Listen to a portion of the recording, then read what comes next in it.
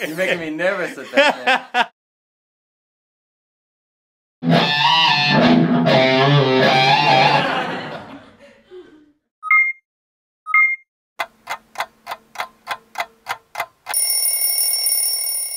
And the album is finito.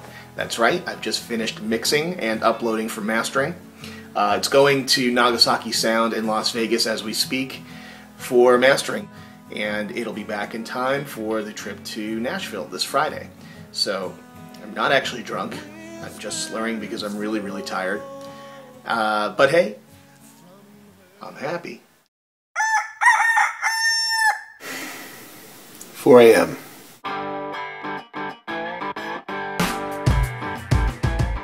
Well, we're off to Nashville with one quick stop at LaGuardia Airport in New York for a layover, and then I'll sit around there for 2 hours, and then maybe we'll actually get where we gotta go.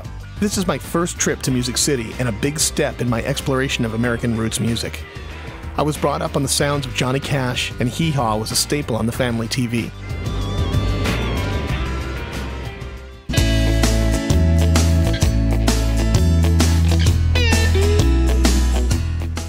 My taste became an object of ridicule in the shadow of the popular bands at the time, such as Van Halen or Bon Jovi. Like most kids who want to fit in, I traded in my very first 45 of the Allman Brothers' Ramblin' Man for the more contemporary rock of the 80s. But the older I get, the more I'm gravitating toward the sounds of my youth. Coming to Nashville is as much about rediscovery as it is curiosity. So I just came from a tour of the Grand Ole Opry, got to stand center stage and have my picture taken for proof that it actually happened. It's a really humbling experience. Very, very cool to stand where all that history took place in the circle. We weren't allowed to take any films, so I snuck a few pictures that I will show you right now. The Grand Ole Opry was my first stop in Nashville.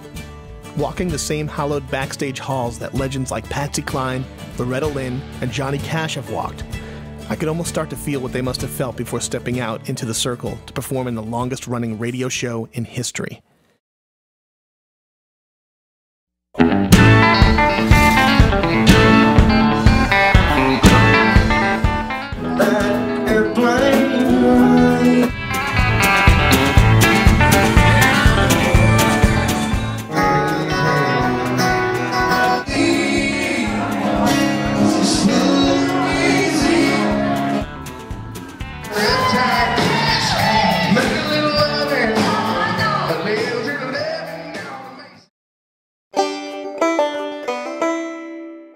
One of the things I love about country music is the rich history and sense of tradition.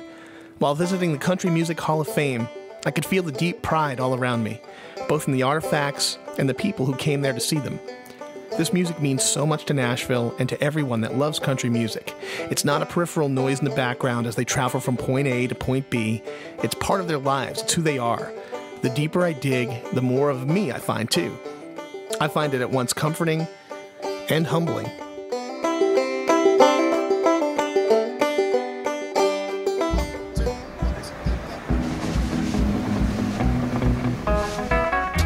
Right now I'm standing in front of the Hilton where Little Richard lives. Little Richard lives right here in this Hilton.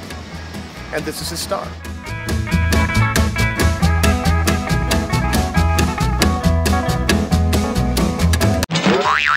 Okay, let me tell you how unhappy I am that I just found Kid Rock's star on the Music City Walk of Fame.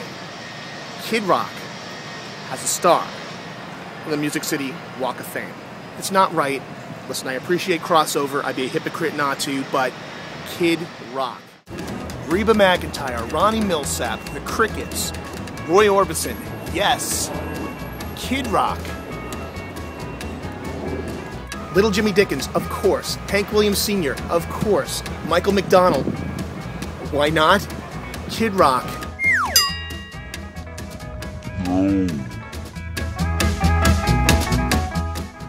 Snap, it's generally.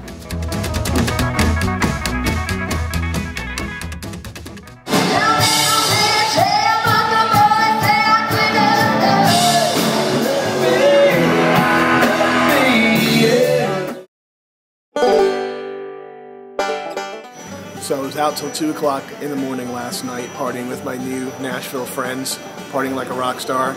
up at 6 o'clock in the morning to make my flight back to Boston. And somehow I'm miraculously at the airport and ready to go, but I'm a little hurt.